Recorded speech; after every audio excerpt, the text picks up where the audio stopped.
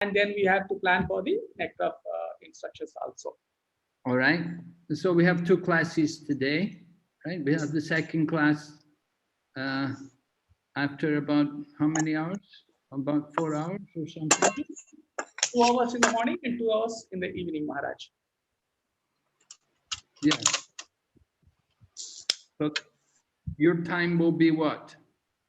Our time here is 2.5 hours difference, Maharaj, to Indian time. Okay. So we're having class tonight. I think it's 6:30 my time. Yes, Maharaj. What time is it there? Here it will be around 4 o'clock afternoon. Okay, so earlier, right? Okay. So that's okay for you? Everybody's yes, Maharaj. All right with that? 4 o'clock in the afternoon? Yes, Maharaj. Okay, very good. So we're going to study the Isopanisad now. And I have one article which I wanted everybody to read. How you can I share, Maharaj? You can share or I can share it. Share it. Let me There will see. be green button. Yeah. So. Okay. And then what do I do? Let me see.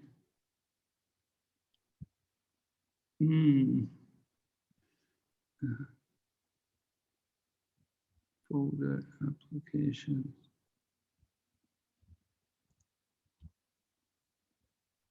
Oh, it's a bit difficult for me to find it here.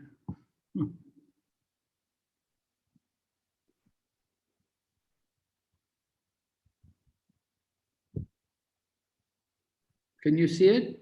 Yes, Maharaj. Okay, so this is the teachings of the Vedas. We'll do this first, and then after we go through this, if we have time, then we'll share the article. Because the article which I have is from the Bhakti Godhead magazine. So I have to put it on the computer screen. So we'll begin first of all anyway, going through the introduction here. This is a lecture given by Srila Prabhupada in London, 1969, October 6th, at Conway Hall, London, England. Actually, there was a series of lectures which Prabhupada gave. The devotees gave some of the titles and Prabhupada maybe modified some of them. I became devotee 71, so I was not there. I missed these lectures.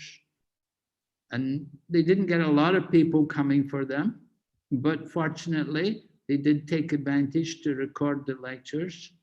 And this lecture on the Vedas, Introduction to the Vedas, Teaching of the Vedas, very nice, very important for us. Prabhupada actually wrote the Isopanisad. He wrote the Isopanisad before he ever went to America. He did his purports. It was all published in his Back to Godhead, his original Back to Godhead paper, which he was printing in India. So that was long before he went to America. After he went to America, then he told devotees that we'll get these articles, which I wrote for Back to Godhead, and we can put them together in the book.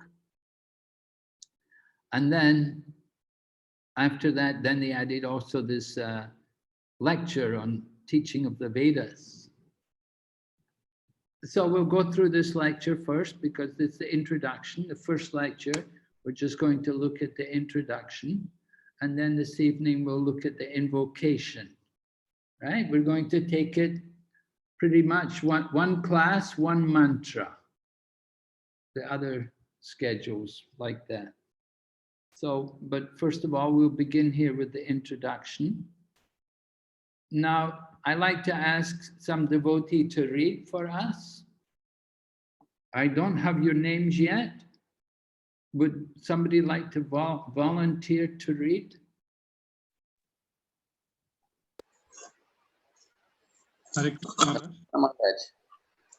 Maharaj, it is can I read, Maharaj? Yes. The Maharaj whole screen is not there. Huh? whole screen is not there. It starts from ladies and gentlemen on the top. Srila Prabhupada, when he wrote or when he give lecture, that's not visible. Ladies and gentlemen, that's there? Oh, that's the beginning? Yeah, that's the beginning. Oh, okay. Yeah. Now it's okay, Maharaj. Haribol. Okay. So who's going to read? This is Uttam Krishna Das Maharaj. Can I read out? Okay. Hare Krishna. Dandavad Pranam Maharaj. At your divine lotus feet. Jai Srila Prabhupada, Jai Gurudev. Teaching of the Vedas. Delivered as a lecture by His Divine Grace Sastri Bhaktivedanta Swami Prabhupada on October 6, 1969 at Conway Hall, London, England. Ladies and gentlemen, today's subject matter is the teaching of the Vedas. What are the Vedas? The Sanskrit verbal root of the Veda can be interpreted variously, but the purport is finally one. Veda means knowledge. Any knowledge you accept is Veda. For the teaching of the Vedas are the original knowledge. In the conditioned state, our knowledge is subject to many differences. The difference between a conditioned soul and a liberated soul is that the conditioned soul has 4 kinds of defects. Maharaj, can you scroll it down, please? Okay. Has the Vedas 4 condition, the condition soul. Okay. The first defect is the must commit mistakes. For example, in our community, in our country, Mahatma Gandhi was considered to be a great personality, but he committed many mistakes. Even at the last stage of his life, his assistant warned Mahatma Gandhi, do not go to the New Delhi meeting. I have some friends, I have heard that there is danger, but he did not hear. He persisted in going and was killed. Even great personalities like Mahatma Gandhi, President Kennedy, there are so many of them make mistakes. To error is human. This is one defect of the conditioned soul. Okay, thank you, Prabhu. Dandavat Pranam Maharaj. So, Srila Prabhupada, in this paragraph, what have you learned from this paragraph? What knowledge, what information has Srila Prabhupada given us in this first paragraph? Who would like to say?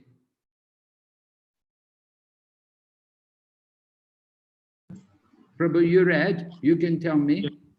What was the first, what did Prabhupada say first of all? Prabhupada said, first of all, this human nature is to doing mistake, error. Regardless of their position, regardless of their social status, they are bound to do the mistake. Well, he said that comes later on. But before that, first of all, the Vedas, that knowledge, that what the human has human does 4 kinds of mistakes. So this committing mistakes is one of them. Yeah, well, first of all, he talks about what are the Vedas, right? Yes, correct. Right, he's talking about what are the Vedas, and then he talks about what is the meaning of the word Veda. Veda means what? Veda means knowledge. Right. So sometimes we say, Prabhupada will sometimes say, Vedanta means what? Who is the scholar in Vedas? No. What's the meaning of Vedanta? Veda means knowledge. Veda means conclusion of Veda. Veda means knowledge, and Anta means answer. End of knowledge, right? And the end of knowledge is what? Krishna. Krishna, right. The end of knowledge is to know Krishna, right?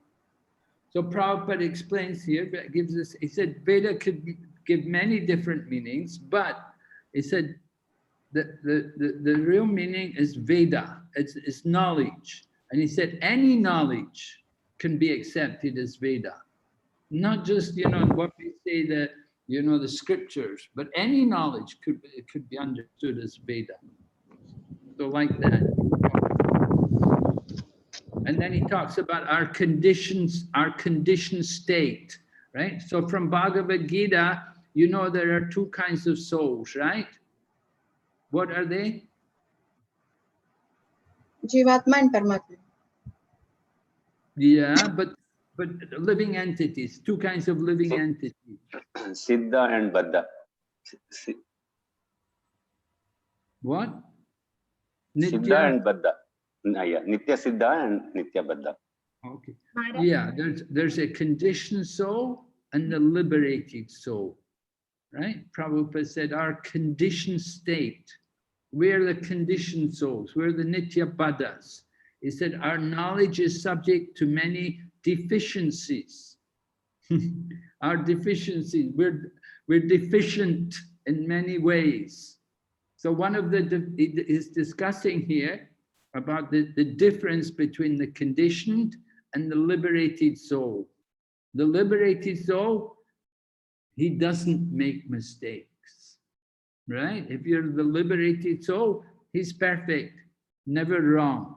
But we're not, we're the conditioned souls. So first defect is he must commit mistakes. We have a saying, maybe you've heard it in English, we say, to err is human. Right? Have you heard that before? To err is human. And then we add a second half to it, we say, to forgive is divine. So like that, we tell people, you know, it's natural to make mistakes. To err is human, but it's natural to make. But to forgive someone, you have to be really godly. You have to be pure to be able to forgive them. So Prabhupada gives some examples about making mistakes. Talks about Mahatma Gandhi. Prabhupada, of course, before he became a devotee, he was a follower of Gandhi. And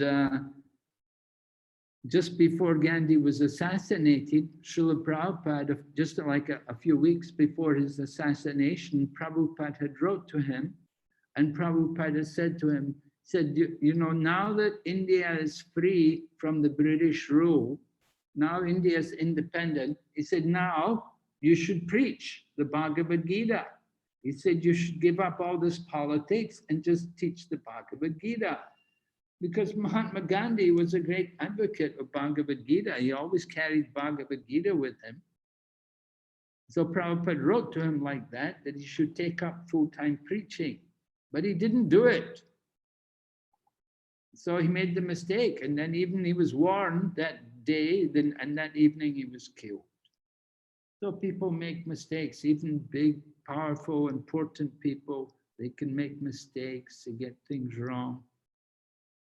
So, have you ever made a mistake?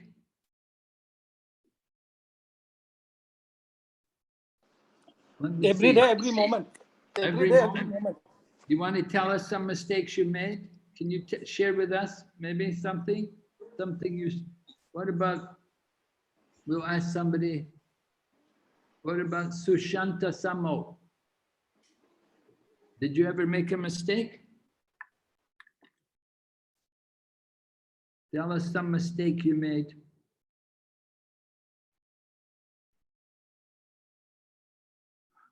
I made a mistake the other night. I was laying sleeping, and somehow something happened. They were playing some music outside, and I woke up. And I thought it was time to get up for Mongol Aarti.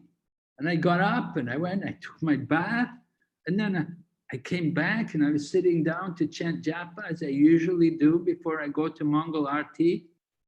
And then I thought, well, it seems very quiet. And then I looked at the time and it was only half an hour after midnight. You know, I was thinking it was like 3:30 or something, but it was only 12:30 in the night. It's a mistake. Yeah, we make mistakes. You make a mistake. Sometimes maybe you're driving and you do something wrong. It's easy to make mistakes when you're driving. Anybody like to reveal with us some mistake they made? You put salt instead of sugar in the chutney or in the sweet rice? Or you put too much salt in the dal? Some examples? Let me hear somebody speak. Hare Krishna Maharaj, Dandavat Yes. Pranam. Yes. Just now I made a mistake.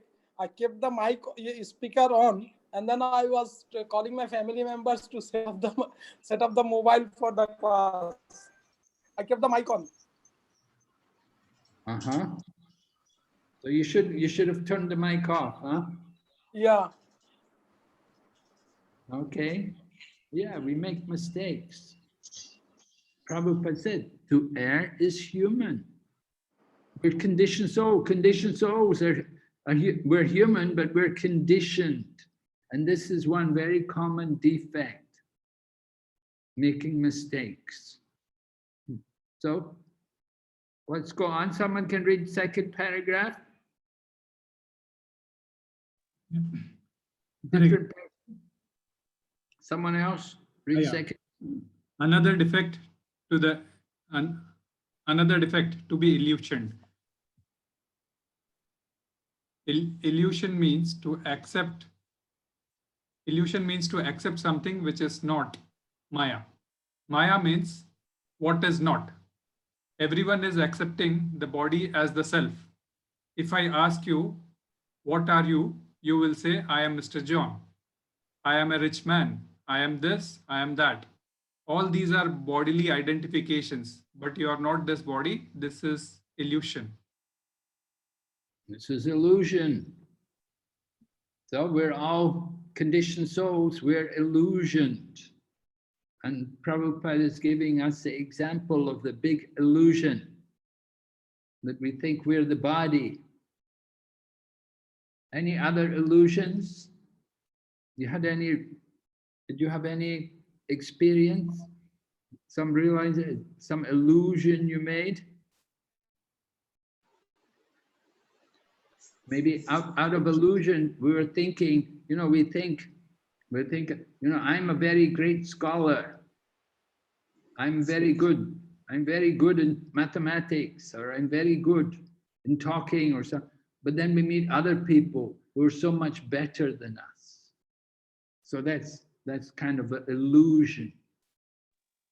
And someone may be an illusion that I'm very beautiful, or I'm very good looking.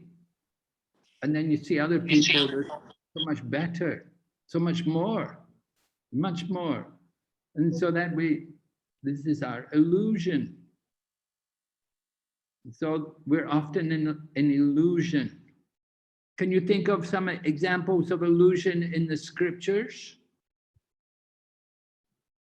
Anything you read in the scriptures where somebody became illusioned?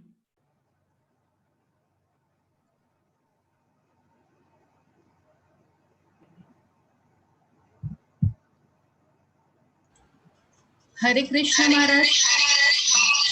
Hare Krishna. That once Duryodhana was in the Mayasabha.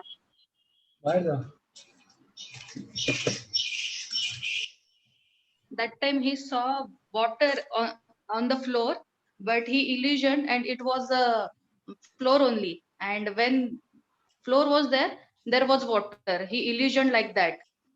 Okay, very good. Yes, right. Duryodhana went in the palace and then people were laughing at him, and he got really upset when they were laughing at him because he was all wet, falling in the water.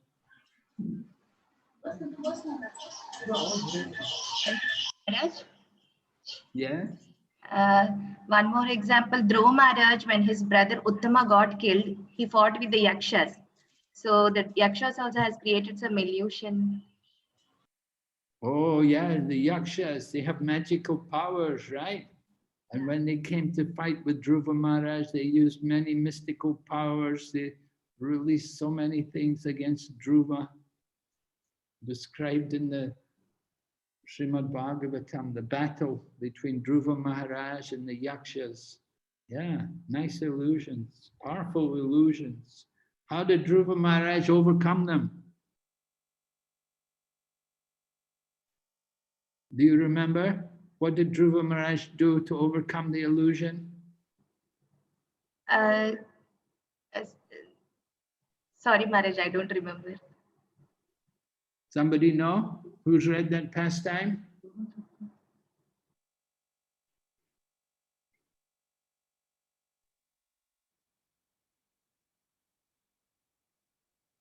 I'm sure you've all read it. Maharaj, probably he prayed to Lord Hari. Yes. Yeah, he took shelter of the Lord. And when he took shelter of the Lord, then he overcame all that illusion. Right. We want to, if we're in, how do we get out of illusion? We have to surrender to Krishna. Krishna can conquer all the illusion, right? Krishna is more powerful. So, illusion, one of the defects. All right, someone else read more? Hare Krishna Maharaj, even the Lord Chaitanya's Leela, Lord Chaitanya, Lord Nityananda, when Lord Chaitanya wants to go to Vrindavan, but Nityananda Prabhu doesn't want him to send him to Vrindavan. So Nityananda Prabhu made an arrangement with all the cowherd boys. If Lord asks, tell him, this is Vrindavan. But actually it was only Navadvip Dham. So he made bewildered to Lord Chaitanya to bring back again in Mayapur. That Leela was wonderful. Maybe that's cheating. Lord Chaitanya cheated him. We're coming to cheating. Yeah, we could say illusion because Lord Chaitanya asked, you know, is this? Or they told him this is the Yamuna, and Lord Chaitanya, he offered prayers to the Yamuna. He thought it was Yamuna, but actually it was the Ganga. Right? Yes. So he was illusioned about what's the Ganga and what's the Yamuna. Yeah, very nice. And we hear about the illusion of Brahma when Krishna stole away all the cowherd boys and the cows. Brahma Vimuhan Lila, right? Lord Brahma is an illusion. He thought he had stolen all the cows and cowherd boys. He came back and he saw Krishna was there, he'd taken their place. So it bewildered his mind. The illusion was too much for Lord Brahma. So there are quite a lot of examples. So this illusion is a common defect of conditioned souls. And our illusion, we identify with the body. We're thinking, this is me, I am this body. So this is a big illusion. All right, we'll go ahead. Third defect. Yeah, Hare Krishna. The third defect is cheating propensity. Everyone has the propensity to cheat others. Although a person is fool number one, he possesses himself as very intelligent. Although it is already pointed out that he is illusion and makes mistake, he will theorize. I think this is this. But he does not even know his own position. He writes books of philosophy, although he is defective. That is his disease. That is cheating. Thank you. So cheating. I think either we cheat others or we're cheated. Prabhupada would say only two kinds of people, the cheaters and the cheated. So either we're being cheated or we cheat others. So this is not very nice. We don't feel good when somebody cheats us. Sometimes, you know, the woman will complain, the woman will say, my husband cheated me. Right? Man does something, you know, the woman gets all upset, my husband cheated me. Or sometimes it's a woman cheats the husband. This goes on in family life. It goes on everywhere in the material world. Cheating and cheaters. So there's a lot of cheating going on. And where do we see often find cheaters? What are they doing? Hare Krishna Maharaj. Hare Krishna. Maharaj, politicians are cheating day in, day out. Okay, politicians can be big cheaters, yeah. What do they do? They mislead and they try to grab the financial part of the society. They grab the power Okay. and giving the false promises to the society. Yes, false promises, right? So, politicians, of course, are not the only ones cheating. Who else often cheats? So-called Hare Krishna Maharaj. Hare Krishna. Yeah, so-called man gods in India. So many. There are so many. Is there? They declare themselves as a god. They are the god. Yes, so many man-made gods. The people they want to they say, "I will make you God. Just follow me. I will make you God. Pay me the money. I will give you the mantra, magic mantra. You can become God." These kind of people. Yeah. So in spirituality, there's a lot of cheating also going on. Maharaj, Yes. Maharaj, I feel the biggest cheating in this world so far, I feel, is like Charles Darwin doctrine. That is the biggest cheating doctrine I feel. Yeah. Well, yeah, that was a Darwin theory. It was a theory. It wasn't a doctrine. It was a theory. Darwin's theory of evolution. There was no actual proof to the whole thing, but still it got accepted. It got accepted, taken in by so many people, so many worldly, materialistic people, and they promote this theory.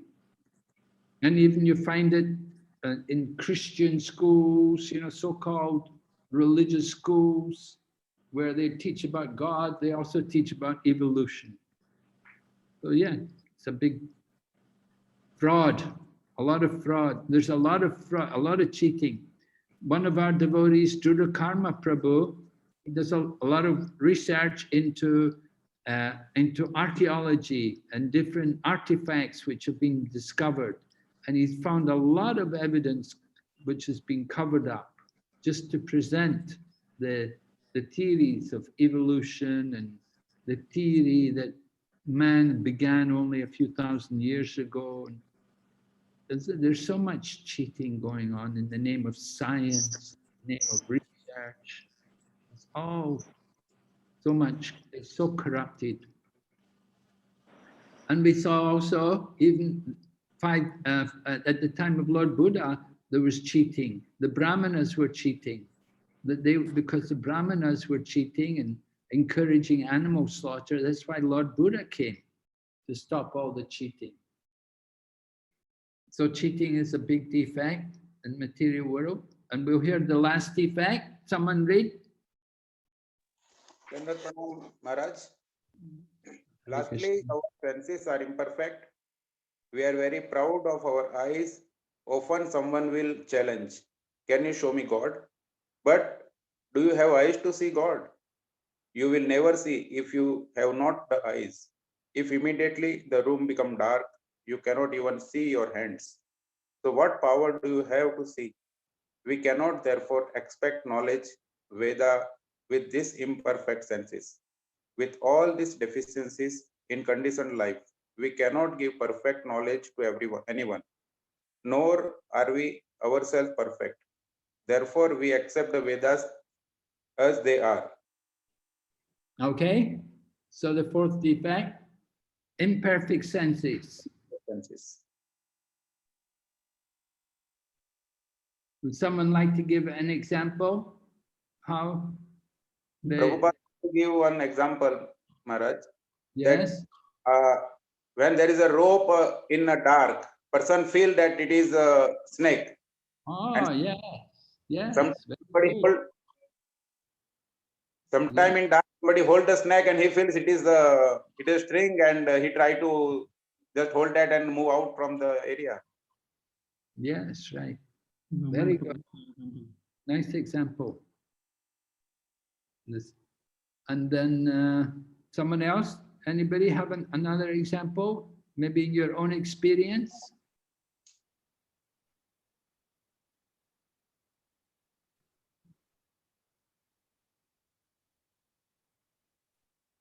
Hare Krishna Maharaj. Yes. Our eyes, we cannot see behind the wall what it is there. So means our senses are also limited. So we can say that it is imperfect. Okay. Yeah, we can't see behind the wall. Can we see in the dark? No, we can't see. So, are any animals able to see in the dark? Animals, they can see in the dark. Really? All the animals? Some animals. Yeah, some animals, like cats and like that, they have eyes to see in the dark. Yeah, so we have imperfect senses. Sometimes we mistake one person for another.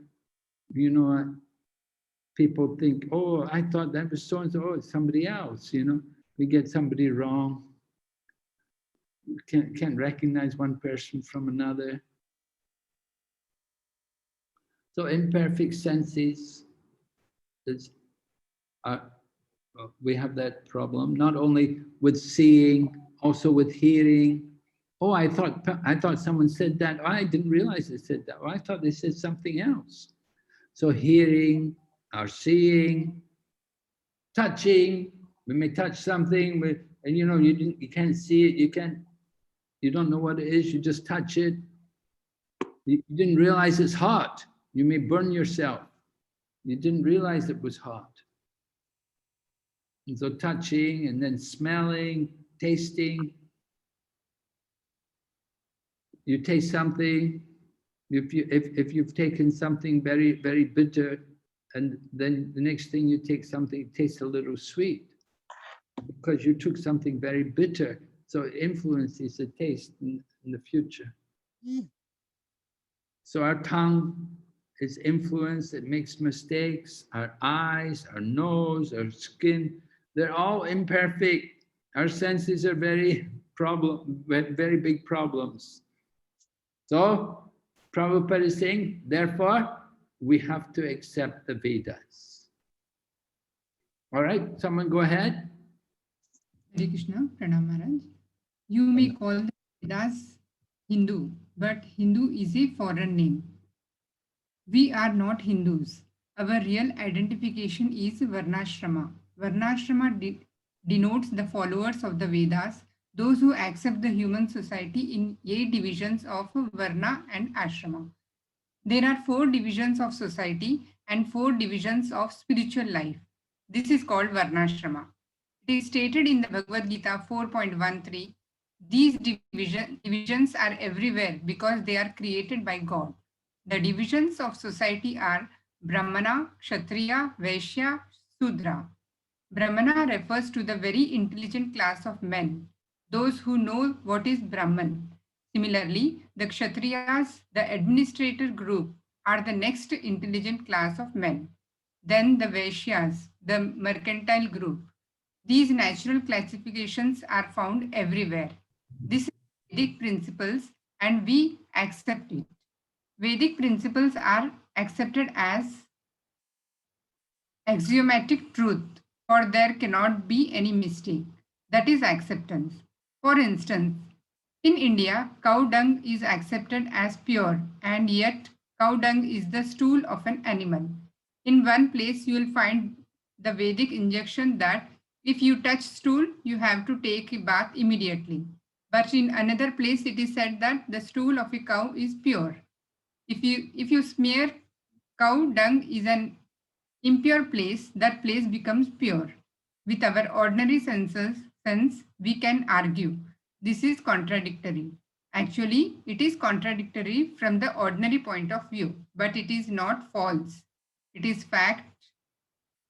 In fact, in Calcutta, a very prominent scientist and doctor analyzed cow dung and found that it contains all antiseptic properties. Hare Krishna. Thank you very much. So, Prabhupada is he's talking now about the importance of the Vedic injunctions. First of all, he says we're not Hindu. He says we're followers of Varnashram. And he describes how these divisions are everywhere. Can you understand how these divisions are everywhere?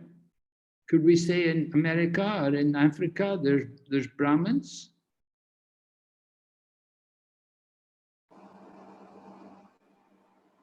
How could we explain these divisions as being everywhere? Hare Krishna Maharaj. Yes, Hare Krishna. This intelligent person is called as a Brahmana in other country. An intelligent. Yeah. So Brahmana is an intelligent class of man. Yeah, the advisory man, you can say to government, this is an intelligent man, is a Brahmana. Then the administrator will be the Kshatriya. Then this businessman and all we can call as a Vaishya, and working people will be Shudra.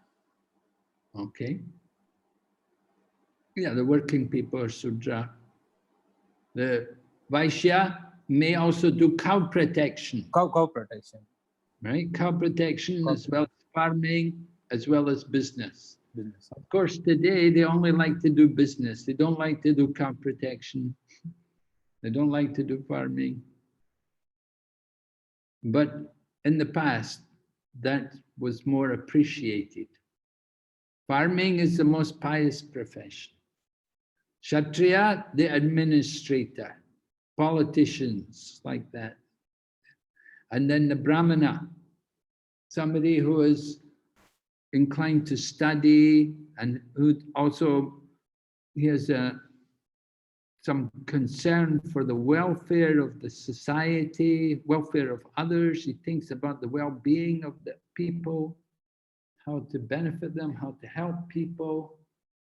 This is a Brahmana. It must be clean and truthful, should have the qualities of the Brahman. So in other countries, of course, we don't have, they're not known as Brahmins, but still they're intelligent people, and they're caring and concerned for others. They're not selfish. That's important. So this is Varnashram. Prabhupada would often say, he said, I'm the only Hindu, because all of us, we were all Westerners, you know, they said, you can see our meeting. He said, well, because somebody would come and say, oh, you're just some Hindu society. Prabhupada say, look, I may be Hindu, but all of these other people are not Hindu. All Western bodies are not Hindu. They're followers of Varnashram, and they're seekers of truth. Prabhupada in Srimad Bhagavatam, he talks about understanding the absolute truth. That's very important. But we want to know what is the truth. So different classes of people, different shrams and different varnas, occupational duties.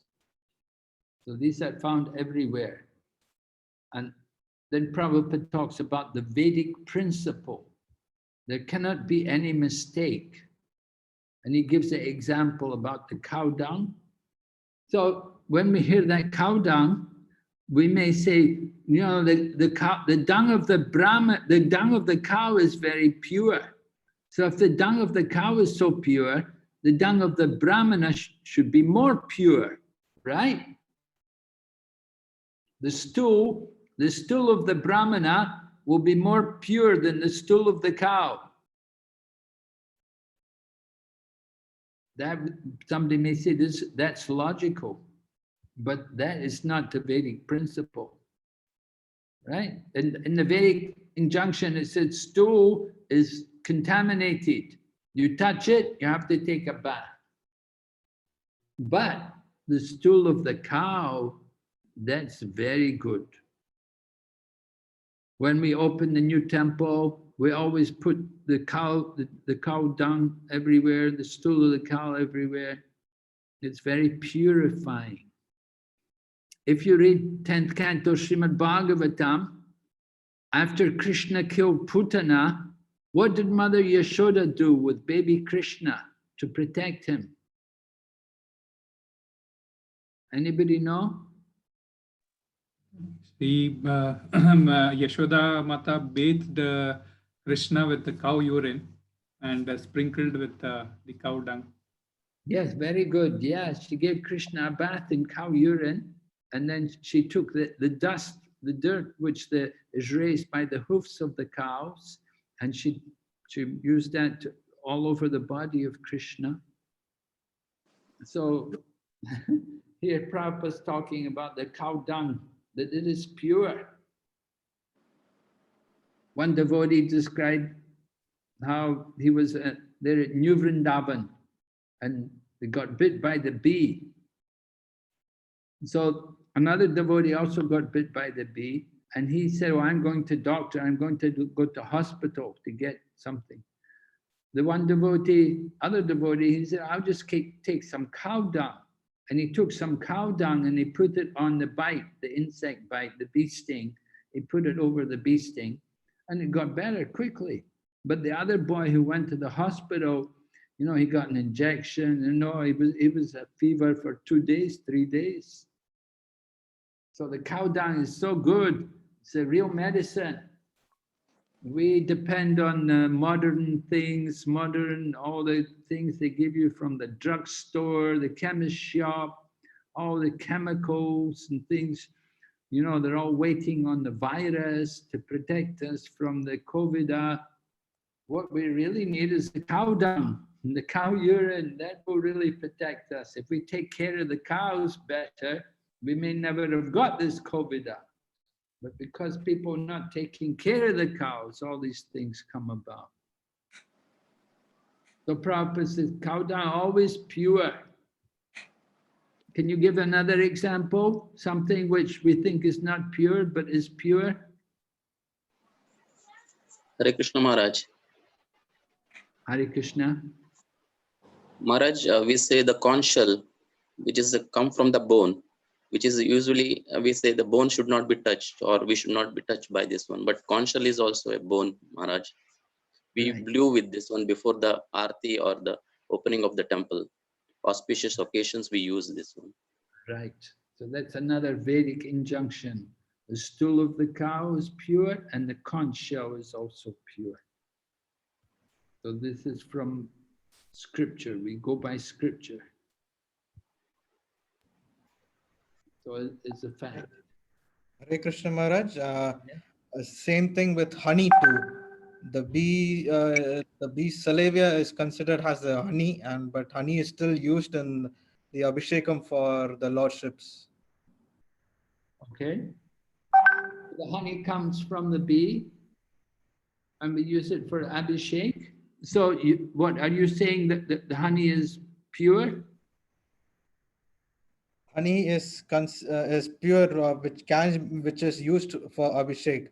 So it is considered to be the pure form. Yeah, there are, nowadays there's a lot of vegan people in the West. It's quite popular. People are vegan, and they don't want to take any animal products. So they don't take any milk, they don't take any cheese or yogurt, and they always criticize us that we're taking these things. They don't understand that we tell them we have our own cows, we're taking care of our own cows. They say it's very bad to allow people to exploit the cow. So we agree with them.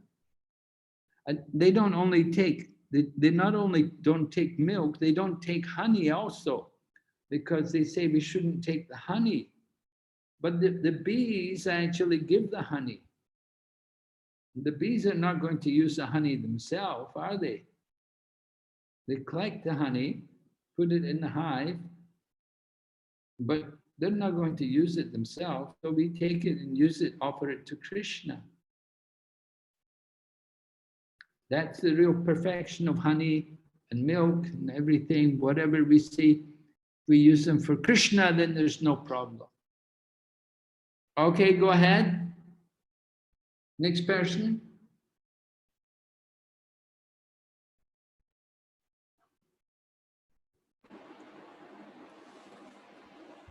Hare Krishna Maharaj.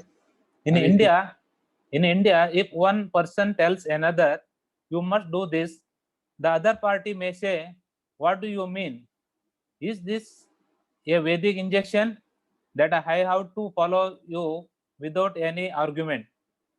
Vedic injections cannot be interpreted, but ultimately, if you carefully study why these injections are there, you will find that they are all correct. Okay. So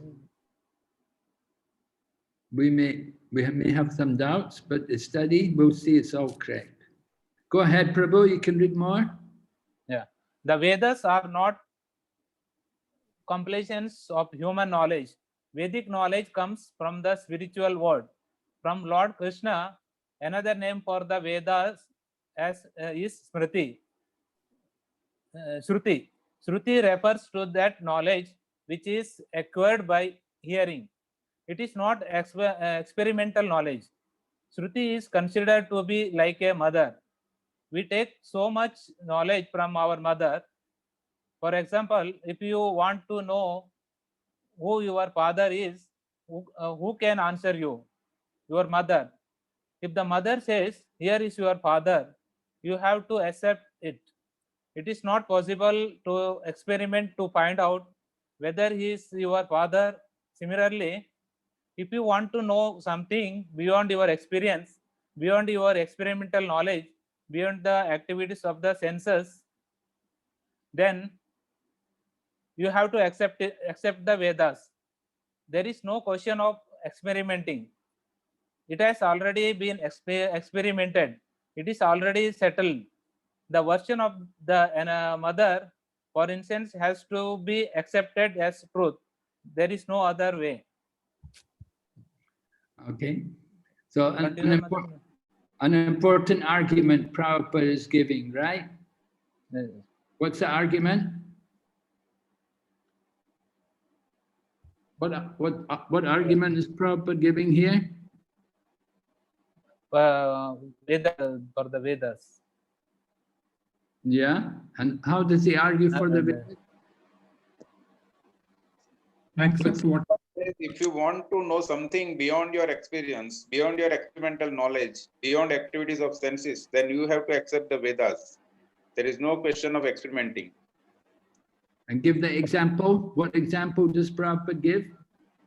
Now, if you ask who is your father, only mother can give the answer. Yes, right. You can go to all the men, are you my father? Are you my father? You may never find your father. But go to mother, she immediately knows. Right. All right, go ahead. Oh. The Vedas are considered to be the mother.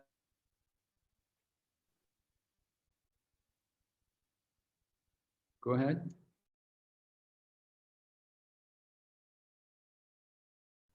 Hare Krishna, what happened?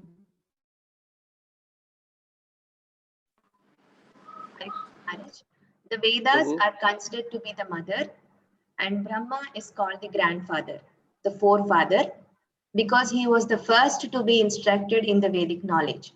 In the beginning, the first living creature was Brahma. He received this Vedic knowledge and imparted it to Narada and other disciples and sons. And they also distributed it to their disciples. In this way, the Vedic knowledge comes down by disciplic succession. It is confirmed in the Bhagavad Gita that Vedic knowledge is understood in this way. If you make experimental endeavor, you come to the same conclusion. But just to save time, you should accept. If you want to know your father, know who your father is, and if you accept your mother as the authority, then whatever she says can be accepted without argument. There are three kinds of evidence: Pratyaksha, Anumana, and Shabda. Pratyaksha means direct evidence. Direct evidence is not very good because our senses are not perfect. We are seeing the sun daily and it appears to us just like a small disk, but it is actually far, far larger than many planets. Of what value is the same?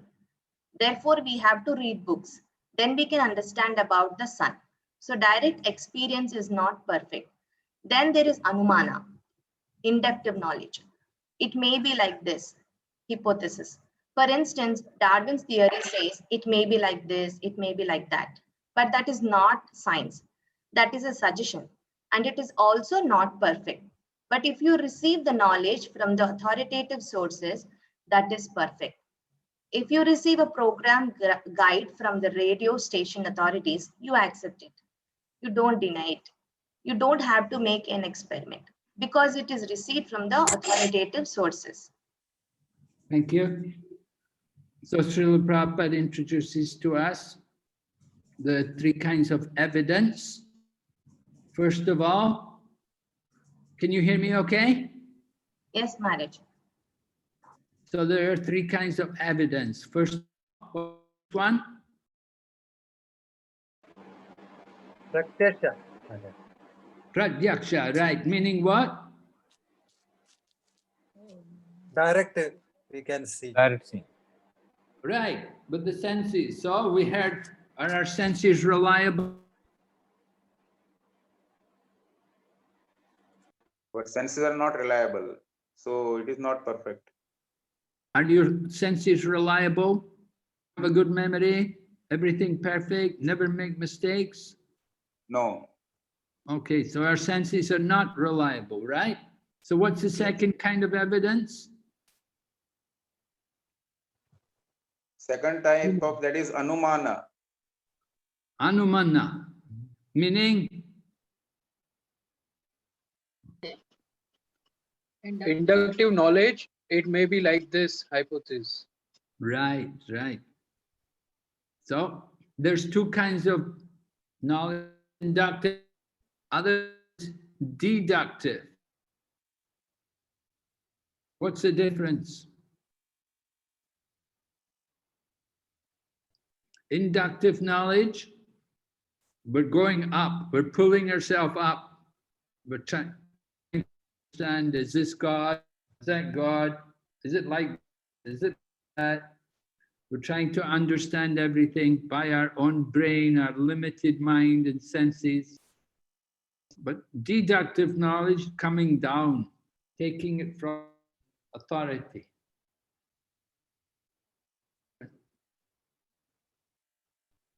So Prabhupada talks about Darwin's theory. Theory. We know. He says, Prabhupada, that is not science. It's a suggestion. And a theory could be like, but that's not perfect. But if you get knowledge from the authoritative source, that is perfect. Prabhupada gives example. What does he give for the example? Authoritative source? Radio station. The radio broadcast.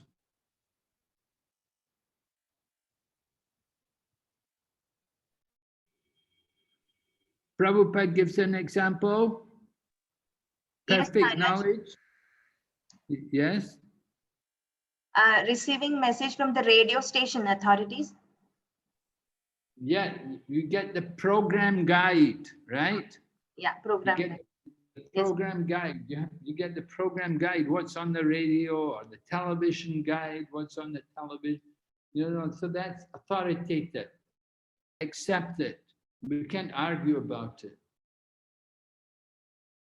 So this is taking knowledge in the proper way. So three kinds of evidence.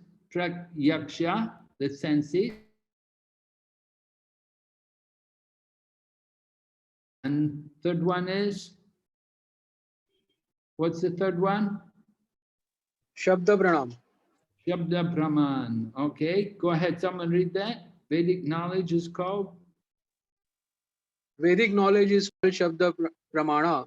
Another name is Shruti. Shruti means that this knowledge has to be received simply by the oral reception.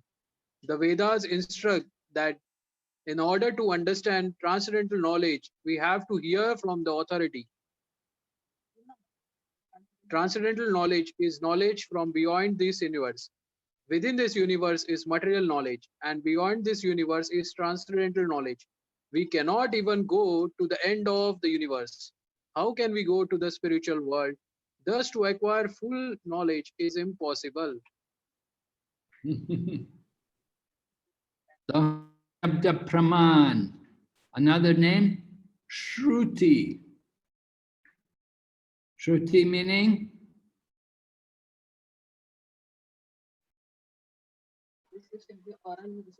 Knowledge acquired from hearing. Yes, right. Knowledge acquired from the hearing process. Hearing from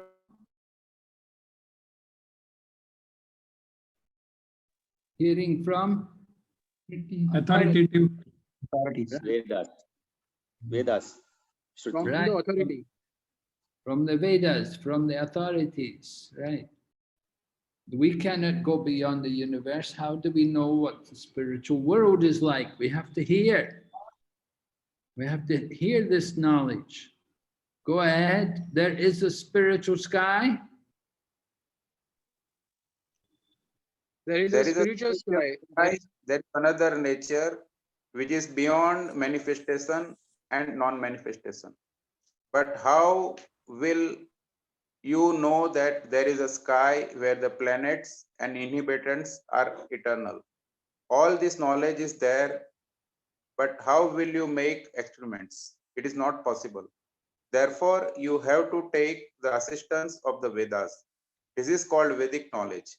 In our Krishna conscious movement, we are accepting knowledge from the highest authority, Krishna. Krishna is accepted as the highest authority by all classes of man. I am speaking first of the two classes of transcendentalists. One class of transcendentalists is called impersonalistic, Mayavadi. They are generally known as Vedantis, led by Shankaracharya. And there is another class of transcendentalists called Vaishnavas, like Ramanujacharya, Madhvacharya, Vishnu Swami. Both the Shankaracharya Sampradaya and the Vaishnava Sampradaya have accepted Krishna as the Supreme Personality of Godhead. Shankaracharya is supposed to be an impersonalist who preached impersonalism, impersonal Brahman. But it is fact that he is a covered personalist. In his commentary on the Bhagavad Gita, he wrote, Narayana, the Supreme Personality of Godhead, is beyond this cosmic manifestation. And then again he confirmed that Supreme Personality of Godhead, Narayana, is Krishna. He has come as the son of Devaki and Vasudeva. He particularly mentioned the names of his father and mother. So, Krishna is accepted as the Supreme Personality of Godhead by all transcendentalists. There is no doubt about it. Our source of knowledge in Krishna consciousness is the Bhagavad Gita, which comes directly from Krishna. We have published Bhagavad Gita as it is because we accept Krishna as he is speaking, without any interpretation. That is Vedic knowledge. Since the Vedic knowledge is pure, we accept it, whatever Krishna says. We accept this is Krishna consciousness. That saves much time if you accept the right authority or source of knowledge. Then you have saved much time. For example, there are two systems of knowledge in the material world, inductive and deductive. From deductive, you accept that man is mortal. Your father says man is mortal. Your sister says man is mortal. Everyone says man is mortal, but you do not experiment. You accept it as a fact that man is mortal. If you want to research to find out whether man is mortal, you have to study each and every man, and you may come to think that there may be some man who is not dying, but you have not seen him yet. So in this way, your research will never be finished. In Sanskrit, this process is called aroha, the ascending process. If you want to attain knowledge by any personal endeavor, by exercising your imperfect senses, you will never come to the right conclusion. That is not possible. Hare Krishna, Dandavat Pranam. So, Prabhupada is giving us some logical arguments here, how to understand everything. We heard that there are two main philosophies. There's personalism and the impersonalism. But Prabhupada said they both accept Krishna. Of course, for the impersonalists, there's some differences. Impersonalists, they talk more about the Brahman. For them, ultimately, there's no manifestation.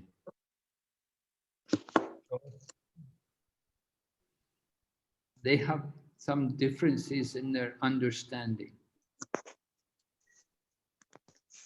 But we take knowledge from the scriptures, from the Vedas, and Krishna is the highest authority. What does Krishna say in the Bhagavad Gita about being the highest authority? You know the verse? Aham sarvasya prabhu Maharaj. Aham sarvasya prabhu matta sarva pravartate. Well, that's not the verse I was thinking. I was thinking of the verse where Krishna says, there's no truth superior to me. Everything. Matta parataram nanyat kinchid asti dhananjaya. There's no truth superior to me. Just like pearls are strung on a thread. So this is Krishna. Only Krishna says like that. No other Deva ever says like that. Lord Shiva never says that. Mother Durga, Ganesh, none of them ever say like that. But Krishna says it. He said, there's no truth superior to me. So Krishna is the highest authority. And Arjuna also said, Param Dham, Pavitram Paramam Bhavan. He said, Asito Devalo Vyasa Swayam Chaiva Prabhishmi. All great thinkers like Asita, Devala, Narada Vyasa, all accept Krishna. And Arjuna said, now I'm also accepting. So Prabhupada is saying like that. So he said there are two classes of transcendentalists. One is called the devotee, the Vaishnavas. The other are sometimes they're called Vedantists. We call them Mayavadas. But sometimes they generally like to call themselves Vedantists. And they're maybe followers of Shankaracharya, or maybe they're following Ramakrishna like that. You know, they're jnanis sometimes. But basically they're bodies. Prabhupada said both transcendentalists accept Krishna. Of course, they also accept many other, the Supreme Personality of Godhead, not only Krishna, but Krishna is certainly one. And Prabhupada quotes Shankaracharya also, that he was a covered personalist. He didn't reveal himself. He came in the Kali Yuga. It said, Mayavada asat shastram prachanam bodha mujjate. There's a verse describing Shankaracharya that he's preaching covered Buddhism in a covered form. His impersonalism. Prabhupada says here, he was also a covered personalist. Ultimately, it's personal. He had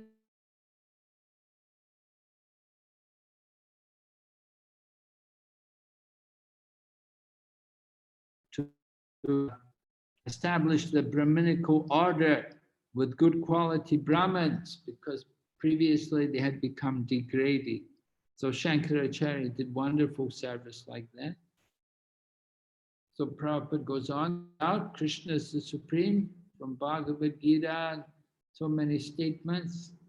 Vedic knowledge, we have to accept it. Two systems of knowledge, inductive and deductive. And Prabhupada gives an example of deductive. You accept, man is mortal. Your father died, everybody died. Everyone says, you do not experiment. That is deductive. But inductive, we're trying to find out who's not more, who didn't die, who's still here, right? Just so one way is coming down Is it easy to come down or hard to come down? Is it easy to go up or hard to come up? Which is easiest, coming down or going up? Going up. Coming down. Coming down is easier than going up. Going up is very hard work, but coming down is easy part. Even coming down and going upstairs is easy to come down, difficult to go up. So go up a rope, climb a rope. It's easy to come down very quick, but it's a lot of work to go up. So in the same way, Prabhupada talks about studying man's mortality, who is actually mortal. So the ascending, aroha, in Sanskrit is aroha. If you want to attain knowledge by endeavor, you will never come to the right conclusion. That's the point. Aroha, the ascending process, never get the answer. Go ahead.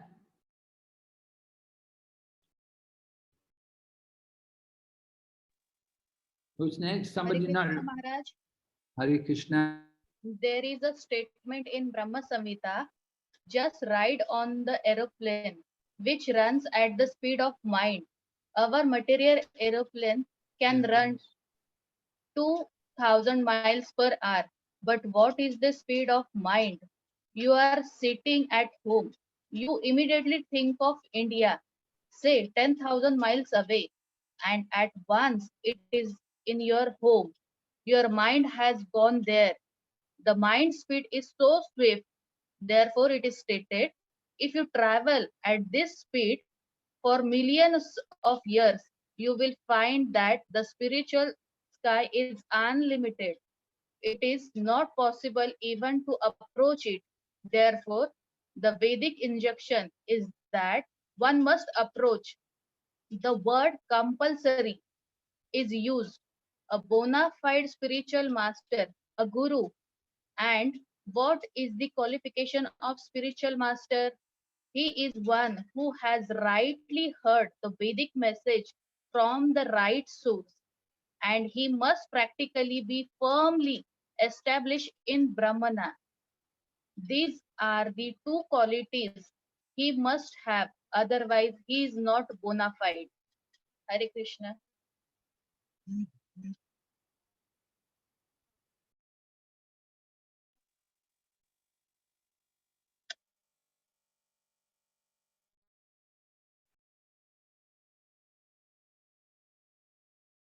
Two qualifications, a bona fide guru. Can you hear me? Yes, Yeah? Maharaj. Yes, please tell me two qualifications of the bona fide guru.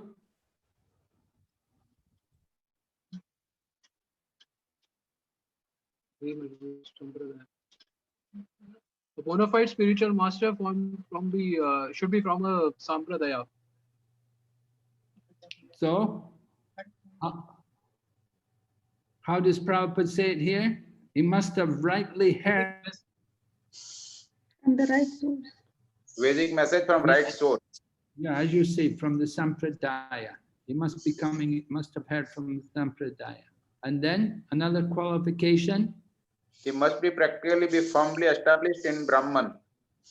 Okay, can you give, what does that mean in ordinary language? All qualities of Brahmana. He must have all qualities of Brahmana. What not necessarily. No, this is Brahman, not Brahman. He knows the science of Krishna. Krishna, Brahman. To be firmly established in Brahman, how must it be?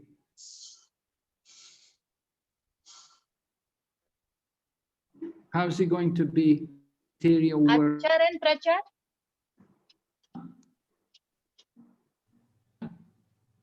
No, the point is, if one is firmly established in Brahman, it means he's detached from Materialistic things. Yes, he must be detached from materialistic things, right? He must be, in other words, he must be renounced. There has to be some renunciation there. You can't be a worldly person. That's important. So those are the two qualifications. Yeah, we'll just try to finish this. Someone read the next section. This Krishna conscious movement. This Krishna conscious movement is completely authorized from Vedic principles. In the Bhagavad Gita, Krishna says the actual aim of Vedic research is to find out Krishna. In the Brahma Samhita, it is also stated Krishna, Govinda, has innumerable forms, but they are all one. They are not like our forms, which are fallible. His form is infallible. My form has a beginning, but his form has no beginning. It is Ananta, and his form has so many multiforms, has no end. My form is sitting here and not in my apartment. You are sitting there and not in your apartment. But Krishna can be everywhere at one time. He can sit down in Goloka Vrindavana, and at the same time, he is everywhere or all pervading. He is original, the oldest. But whenever you look at a picture of Krishna, you will find a young boy 15 or 20 years old. You will never find an old man. You have seen pictures of Krishna as a charioteer from the Bhagavad Gita. At that time, he was not less than 100 years old. He had great grandchildren, but he looked just like a boy. Krishna, God never becomes old. That is his supreme power. And if you want to search out Krishna by studying the Vedic literature, then you will be baffled. It may be possible, but it is very difficult. But you can very easily learn about him from his devotee. His devotee can deliver him to you. His devotee can deliver. Sorry, I'm having problem with here.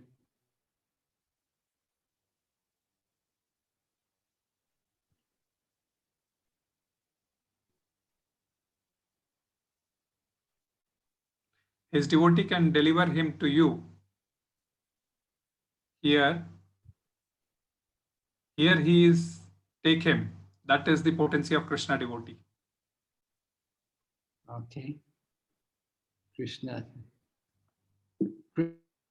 By the mercy of Krishna's devotees, we can get Krishna. Okay, so Prabhupada's making the point, Krishna is not an ordinary person. He has a transcendental, just an age. And he gives the example about Krishna at the battle of Kurukshetra, who's more than 100 years old. Okay, go ahead. Prabhupada's talking now about the Vedas. Originally, there was only one Veda.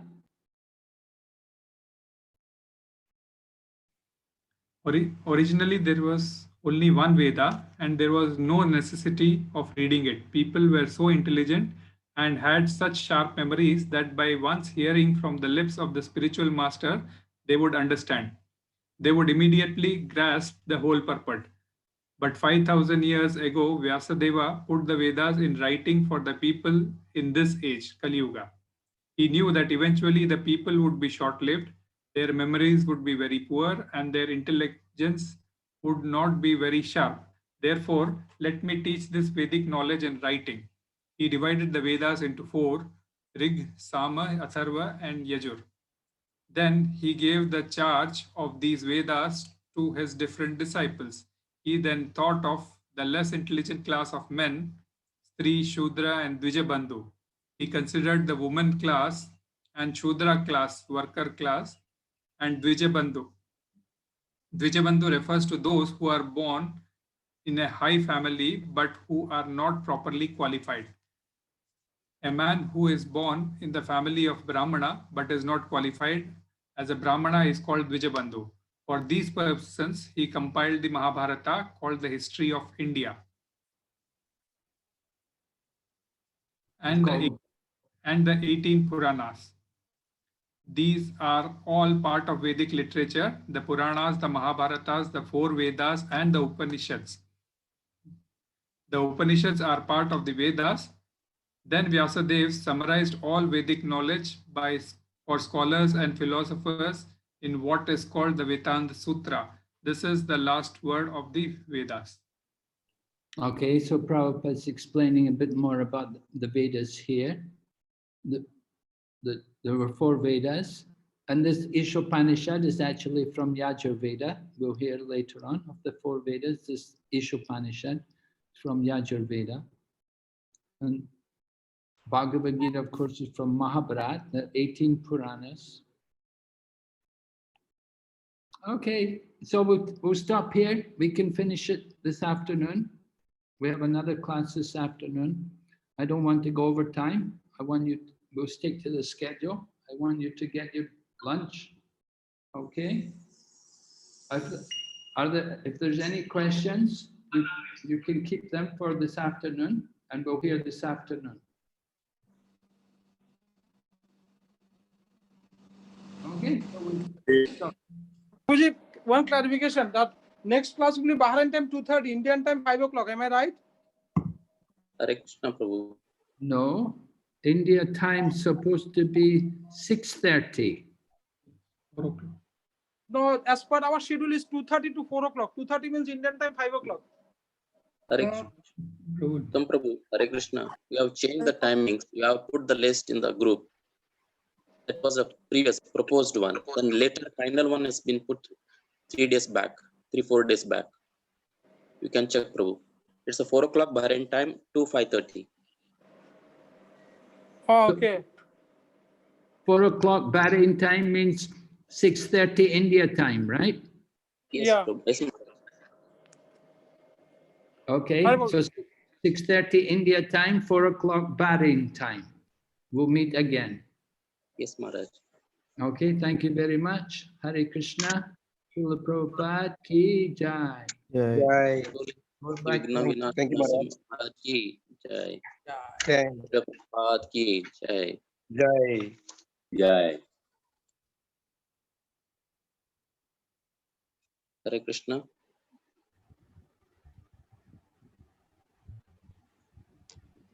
Hare Krishna. We all meet at 4 o'clock today, 4 to 5:30. Hare Krishna. Thank you for your presence. And please Hare come Krishna. before. Hare Krishna. Vancha kalpatarubhyasya kripa sindhubhyascha bhajanam Pavanebhyo Vaishnavebhyo namo. Balram Pinkar Prabhu encouraged the devotees to participate. Maharaj is expecting everybody to speak.